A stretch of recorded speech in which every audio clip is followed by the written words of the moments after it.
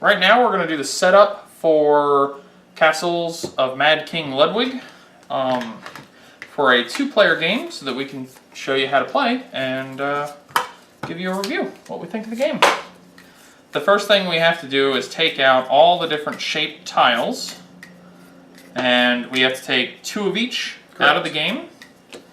There's actually little places on this board to place them all. Yeah, so now I have this game, I have the very large tiles organized into these cases here, and I have all the smaller tiles, including some of the cards and stuff, organized like so.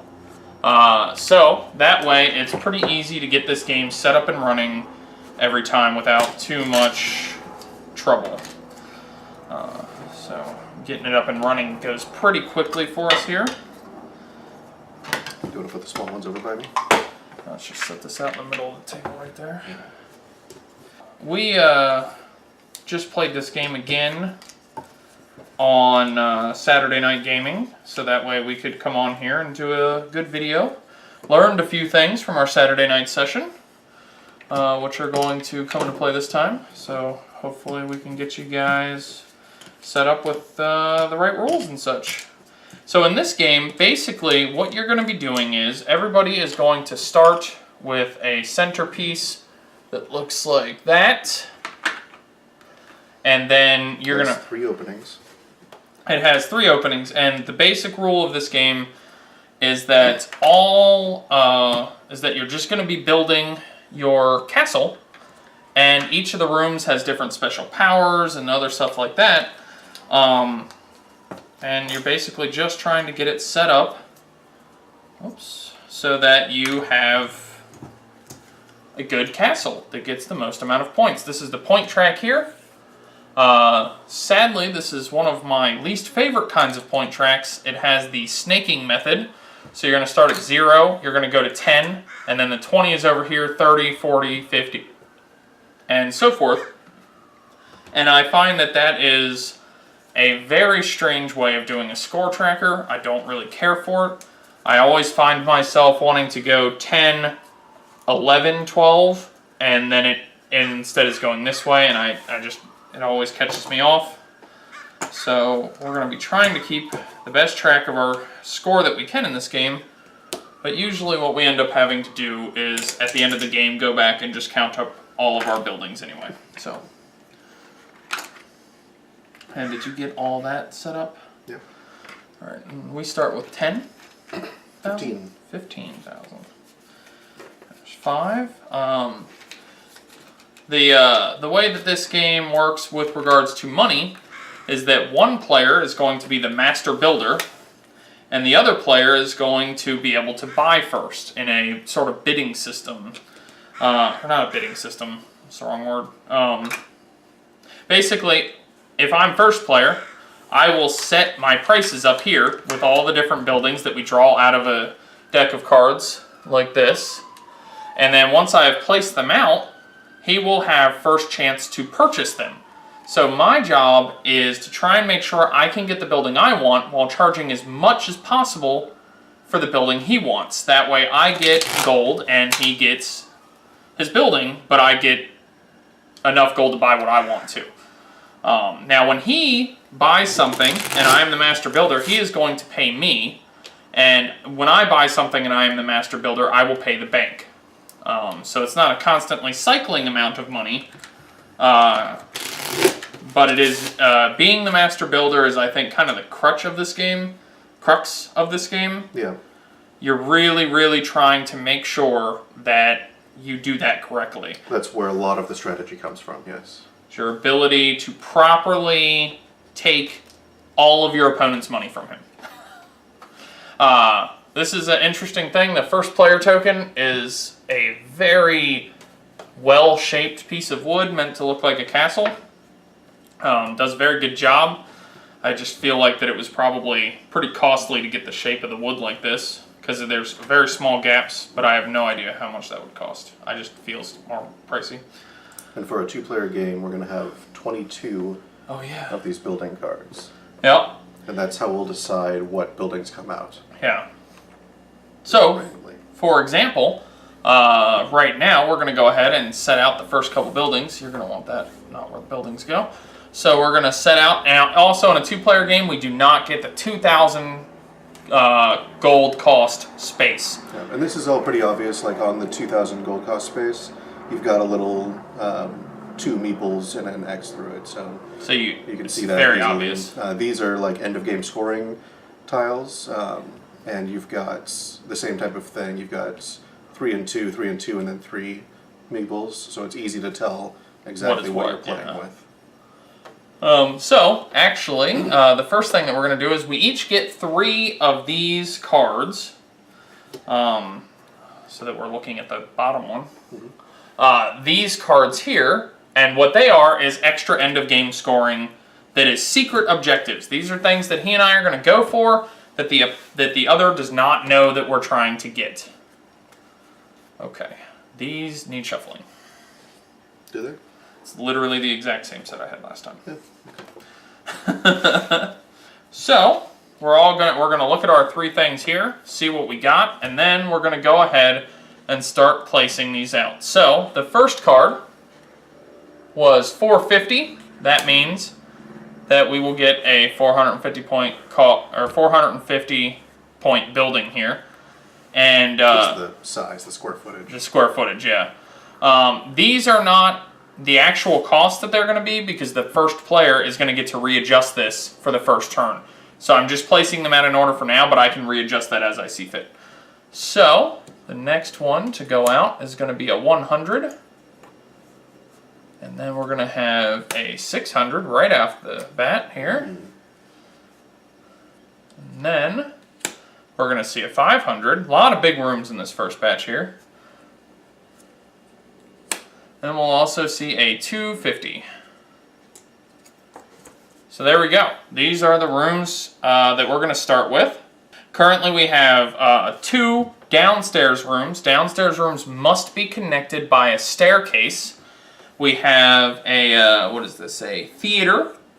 And that is a pretty cool room for points. It first of all gives you 6 points when you take it the first time. And then if you complete the room, meaning you close off all the doors legitimately, connecting them to other doors, you will get 5 points for completing that room, as seen. Because it is an activity room. On this. And we'll talk about each of those as we go past. Yeah. This is a garden, terrace gardens, to be specific, and these will give you 5 points for completing this one, an outdoor building, which has 4 entrances. You'll get 10,000 gold. This room here, the focus room, is worth 5 points. If you complete this room, you will rescore those points. So you'll get another 5 points. Although this room is hard to complete because it's got 4 strangely shaped strangely positioned doors. And it's very, very small. And downstairs rooms, you have to complete 2 of them. But if you complete 2 downstairs rooms, you can choose any of the other bonuses that you want. So it's a pretty powerful bonus to be able to do that, but that you have to do 2. So let's see how things go. So I am first player of this game, as noted by this being on my side. So I get to mark where, and we get to look at these. These are endgame scoring. So we are going to get points for all the sleeping rooms, which are blue, the blue rooms, and for our square rooms. Which is the 400s over here and the 100s. 100s, just like we got here. Yeah, so we have one building that will be, and this is points for first, second place. So you have to get a square building to be on this track, but if you have the most square buildings, you'll get 8 points. If you have the second most, you'll get 4 points. So it's a good idea to at least get one of these buildings to get yourself on the game. Yeah. Or in the game with regards to that. So that is how I've decided that I want this turn to go. At the 15,000, we have a downstairs room that offers 2 points for every activity room. And then we have an activity room at 10,000. Then at 8,000, we have a smaller downstairs room that offers 2 points for every sleeping room that you have, which as you can see will go well together with this. At 6,000 we have the gardens, and at 4,000, the cheapest one, we have this focus room, which is a purple room. So, what is Antonio going to do? I am going to spend 3,000 to buy stairs. And because I'm buying stairs and not a room, I'm actually going to pay the bank. Yeah. For them. I will also be spending 3,000 to buy stairs. Because they're the only way to get access to these two buildings is to have a staircase attached to your castle. It's not really terribly surprising that both of us decided that we needed a staircase right off the bat. Yeah. So now, it'll be Antonio's turn. Should give me the thing. And I get to be the master builder. And now he's the master builder. So, because no one took any rooms, we don't draw any cards. Because our room counts as full. Yeah, we're only going to replace ones that are gone with that. And that's actually the game end tracker when this deck runs out. So right now he's going to go ahead and organize all these downstairs rooms and other rooms to try and set them up in a way that he feels is going to give him the best possible score. And also the most money from me. I think that's it. You think that's how you want it? Yep. Okay. So, now my job is to try and thwart that. So I have to decide, because there are some rooms on here that I'd like to have, I have to decide if those rooms are on the expensive side. If that's the case, I have to decide if it's worth giving him a crap ton of my money, or if it's more worthwhile just to buy something cheap and wait until I can get them on my own turn for less coinage, potentially. So I think that what I would like to do here, let's see, how much he has, 12,000 right now, so I'm trying to figure out what I want to go with. I think that what I would like to do is I'm going to pay him 6,000, and I'm going to take the gardens.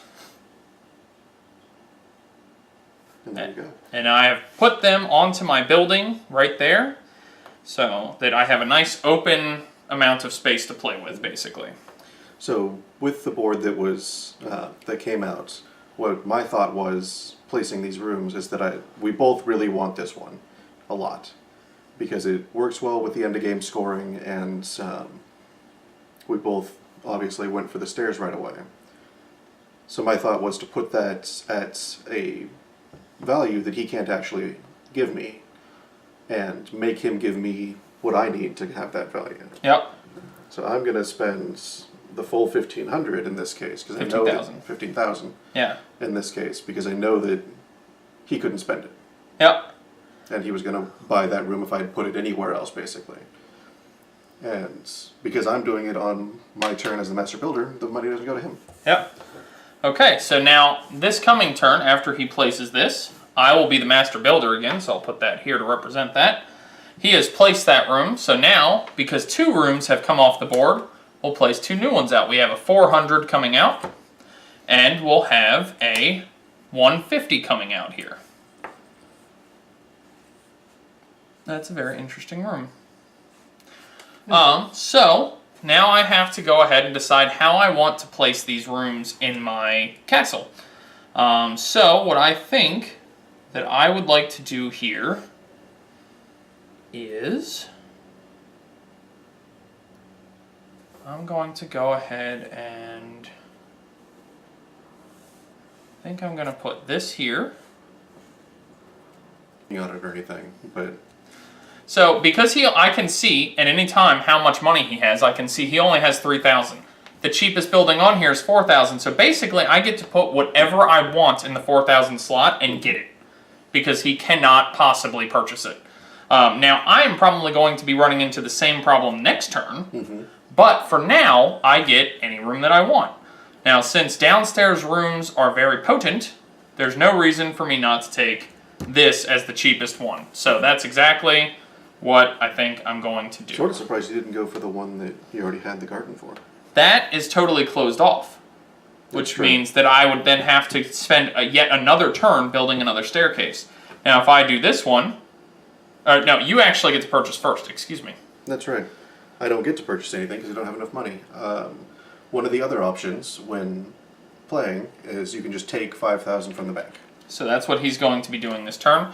Now, what I'm going to do is, just like I was about to do before I realized I was doing it out of order, so I'm going to take this downstairs room for 4. I will get 1. Oh, I have it over here. I get 1,000 back. So I only have 2,000 now next turn. So my next turn is almost assuredly going to be exactly what he just did. Yeah.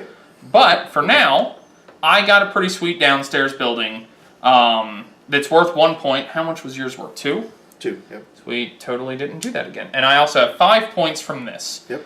So I will now be at 6 points, and he is at 2 points. And then we are all set to pull the next one out. He will be the master builder this time. Mm-hmm. And the next building is going to be a 250. And there we are. Another downstairs building. Very downstairsy this time. Yeah. Now for the review of Castles of Mad King Ludwig. So, we're going to start with our scales here for the review. And so let's get right to it. Co-op to PvP scale. And for this one, we decided to go with that this game was 2 ticks towards PvP here. Specifically because of mechanics like the Master Builder and things like that. I feel like you end up with a little bit more direct confrontation than you do in some other Euros. Yeah, especially you see a lot of Euros that are very much 4-player solitaire, that you're not interacting at all. This game forces a pretty good amount of interaction between the players, between the Master Builder and the sleep rooms upgrade. Oh, yeah. You start to really see individual players trying to deal with other players. Yep. So yeah, and then we have, next on the list is randomness versus strategy. And we went ahead and put this one tick towards randomness. This was a little bit of a compromise. I definitely feel like this game has just a little bit too much randomness for my taste. There's a couple areas where I think that if you took away the randomness, this game could be really, really amazing. Specifically, and as we're going to comment on later, in the scoring. So we'll talk a little bit more about that a little bit later on in the review as we go into the pros and cons. But there's definitely a lot of strategy. There's a lot of different ways that you can win. And so that's why we didn't want to go too far into the RNG of this game, even though it's got a lot of random elements, more so than you're going to find in, I think, most Euros. Yeah, between the 3 little tiles that you do to very start that start to place people at the end of the game on how many of whatever it is that they have, and the little tiny yellow cards that each individual person can get lots of throughout the game if they want to. It's pretty darn random what it is that you're going to be going for. You can start to manipulate and decide which strategies you're going for within that set, but because you're drawing your end game scoring, it's sort of hard to always be doing whatever strategy you want. Yeah. So, alright, next we're going to go open gameplay versus forced gameplay. And on this one we went ahead and put it 3 ticks towards open gameplay. The core mechanic of this game is building a crazy castle any way that you want that makes the most points. So that's clearly a very open way of playing the game. The issue is, and the reason why it's not further along that track, even though that's the core mechanic, is that I feel like that with the way that the tiles come out versus the scoring conditions in the game that are all totally randomized, so you don't have control over that, or you have limited control, I should say, you're forced to play certain ways to match the scoring that is happening in that particular game. And I just think that inhibits the scoring, or the open gameplay a little bit. Yeah, that's not helping you, or that's not stopping you from building your castle however you want it to look. That's not stopping you from deciding to go for specific types of buildings, but generally you're going to want to just go with what is going to score. And that's actually a very small percentage each individual game. Yeah. Only having 4 or 5 things that are going to be scoring heavily at the end. Yeah. So next we're going to go for simple versus complex. We put this one notch towards complex because the game is conceptually pretty simple. Like you're picking up a tile, you pay for it, and then you lay it in your castle. Mm-hmm. The part that makes it complex is going to be the master builder section, trying to figure out what your opponents want and how to make them pay as much gold for it as possible, and also making sure that you get what you want. That is pretty complex, but actually teaching somebody what you're doing in the game is real quick and easy. Like it's super easy to teach and can be very difficult to learn. So I think that's a very good thing, but that does put it one notch towards complex versus simple because of that. Especially considering the amount of rules associated with just placing down a tile, trying to make them match up with a doorway, match up with the rooms around it, make sure that there's zero overlap and that they don't touch in certain ways and that kind of stuff. It's more complex than it looks at first glance, but it's not a difficult game. No. And even with all those rules in place for the rooms and the attachments and everything, it is very straightforward. You're going to connect a room, and if it overlaps with another room, it's obviously not an option. It's very visual in that way, where it's pretty clear what you can and can't do with a piece. And so, yeah. So, one tick towards complex. And next we're going to have family-friendly versus cutthroat.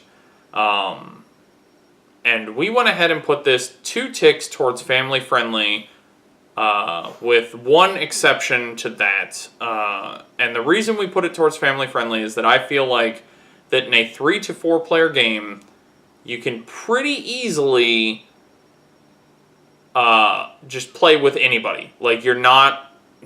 I don't find that anybody's really going to be agitated. Like, you're not going to... Like, there's no room for anybody to get super angry with you over anything, and it ends up being a very fun, lighter experience. Mm-hmm. The exception to this rule being with 2 players variant. When you play with 2 player, it is very cutthroat by comparison. Like, if I was to mark this as a 2 player game, I'd probably put it 1 or 2 ticks towards cutthroat. Specifically because the back and forth action means that you have to fight a lot harder for the pieces that you want and for the pieces that you don't want your opponent to have, because you know that if you just make it too expensive this turn, then they're just going to make sure they get it next turn. So there's a lot of interesting play in that, but it does make it more cutthroat. So 2 towards family friendly with an exception for a 2 player variant. Yeah, and this is something that we agreed on very, very heavily. Yeah. I think it makes a lot of sense. Yeah. Usually we don't necessarily agree about that. So this is... Okay, so we are going to now move from the scales directly to our pros and cons. So let's go ahead and talk about some of our pros for this game. One of the thing that makes this whole game for me really fun is the fact that you're building a crazy castle. Like, I've had games where I've tried building a consolidated tight castle. In the game that you're going to watch, my castle's a little bit spread out, and I have stairs that just go into other stairs, and like downstairs rooms that it's like a whole basement for this one tiny room, and then off on the other side of the house is another basement. So it's just like it's this strange, weird setup, and I find that really, really amusing. And the different sizes and shapes of the rooms make it Tetris-y in that way that I really enjoy. Like, I have to really boggle over where's the best spot for this room to go, really. Like, do I want the extra points for building it next to this room, but then that'll lock that and I can't build anymore? Or how do I stop myself from overlapping later? It's really fun in that Tetris-y, and then you get to the end of the game and you just have this monster of a castle. It's just hideous looking probably by the time you're done with the game. And it's cool just imagining this is a real place. Like, just who would build like this? This won't be the last time you hear from this one, and that is part organization in the box. the way that they do the central game board, I think they did it to be cute instead of functional, and I don't think it is cute enough to match up to that. They put it so that you're building. They have the score track is this long like castle tower, and then the rest of it is just this big thing that goes on the bottom, and that required them to separate the board in triangles, which don't fit flat in the box, and like none of it comes with any kind of organizational system in the box. So it's up to the player to do anything with that. You know, if they want to just use baggies and just throw everything out on the table when they start a game, they can do that. I preferred organizing it a little bit better, I think. But I just found it to be, you know, here's an empty box with a bunch of crap in it.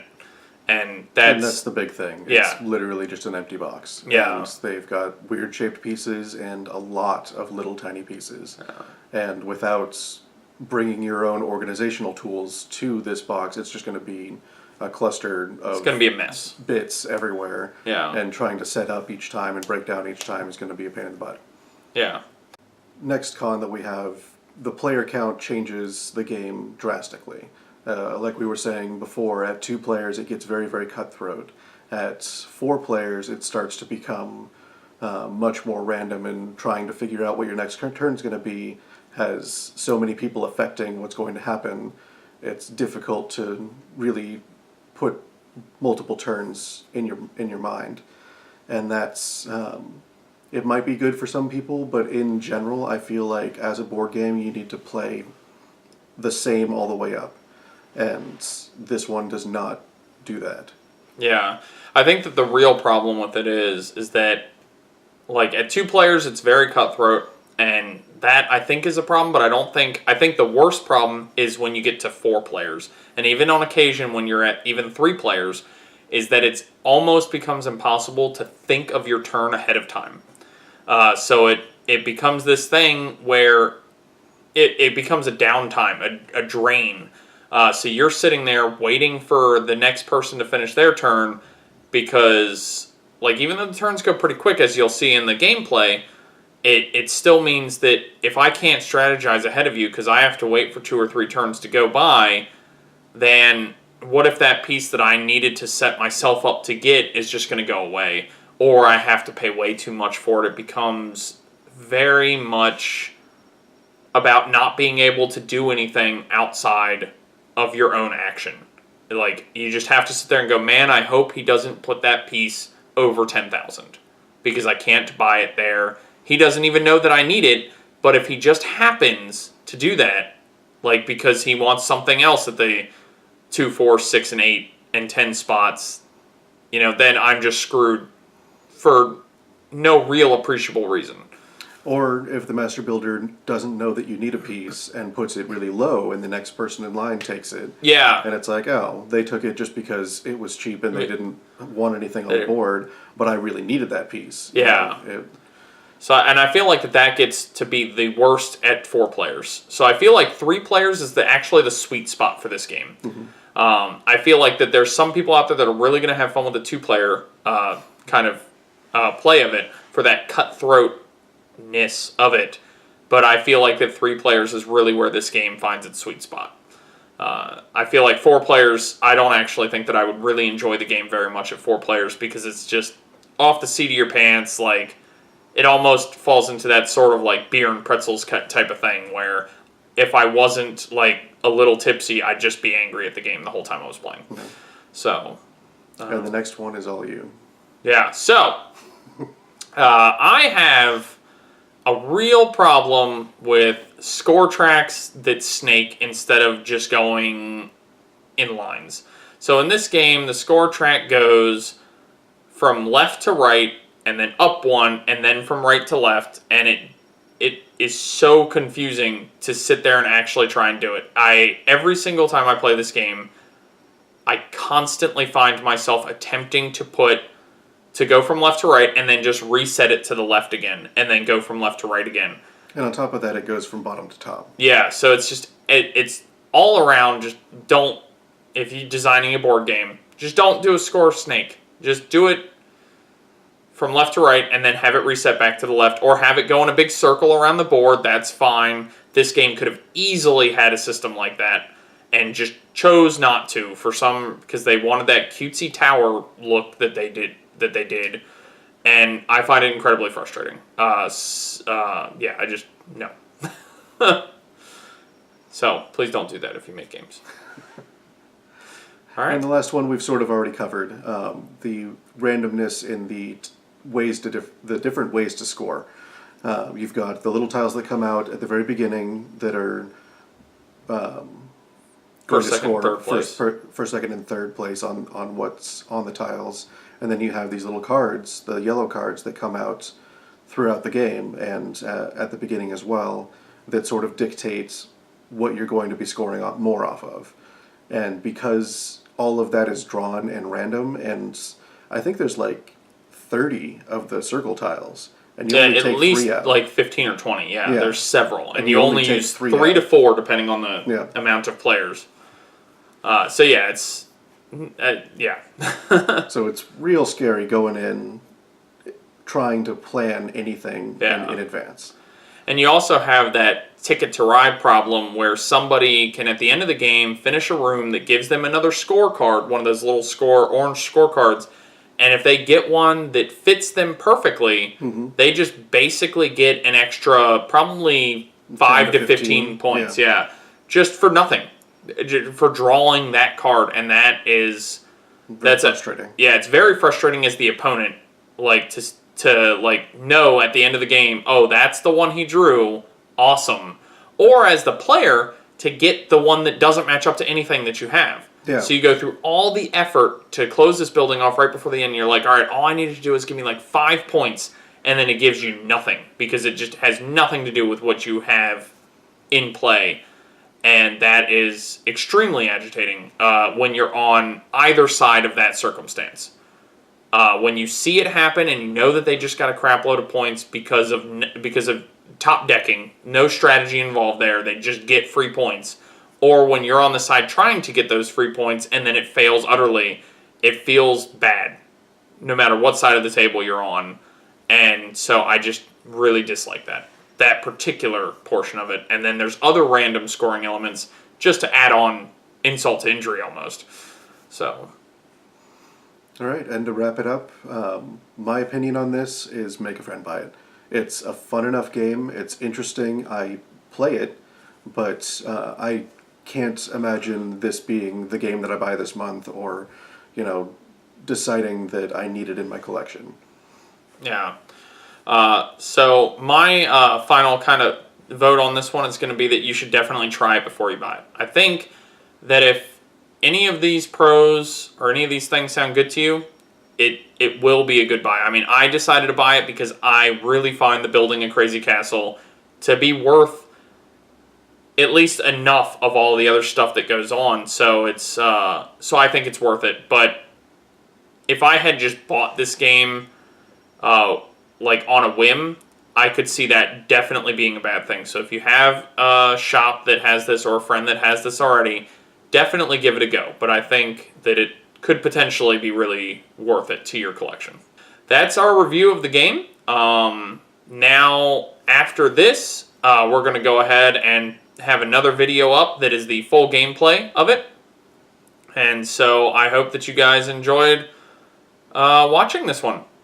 Have fun. Thanks for tuning in to Modify or Die. Yeah. Don't forget to like us on Facebook and follow us on Twitter.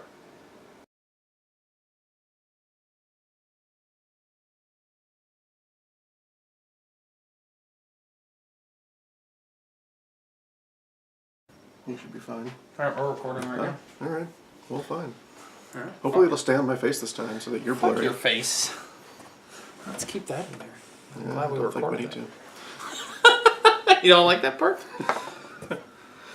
All right. Nope, I'm blurry. Give me my face. Look at that. Just gonna be the center of attention. I'll just be right here. Yeah. I wonder if I go to the center if it will pick No, me you have up. to come forward. I'm more close to the camera than you. And then I have to go back. Okay. That's weird. Just trying to fit. And then it will keep you as long as it can. Scoot back a little bit. Yeah. There it goes. Yeah, there we go. I'm better. That's so weird. I'm better again. I don't like that my face is. See that? Should shut the blinds. It's all the way over there. Yeah. I don't think it's that bad. You don't Do you? think so? I think it's pretty bad. You think it's pretty bad? Well, you should shut the blinds You're then. super extra white. Well, yeah, but I don't think that has anything to do with this camera. No, it has to do with the lighting. Reach. Record all this bullshit. Yeah. There you go. Beautiful. Look at that. That's awesome. Is it? It's good. Yeah. Okay.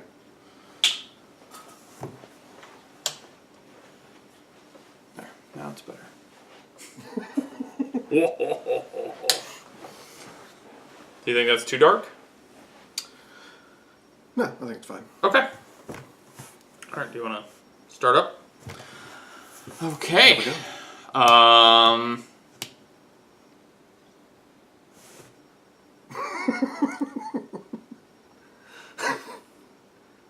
Now for the review. So, Castles of Mad King Ludwig. Ludwig. Yeah, okay, let's just... You want to try again? Yeah, let's just do that again. Okay. Now we're going to review Castles of Mad King Ludwig. Okay. Let's do that one more. Get this all out right now. Yeah. And then we can just I be done. can't say Ludwig. I always want to say Ludwig. That's what I want to say. Not Ludwig. I know, but it should be because it's easier to say. Okay. Now for the review of Castles of Mad King Ludwig. Is that too separated? Well, I just fucking ruined it. Yep. God damn. I didn't even...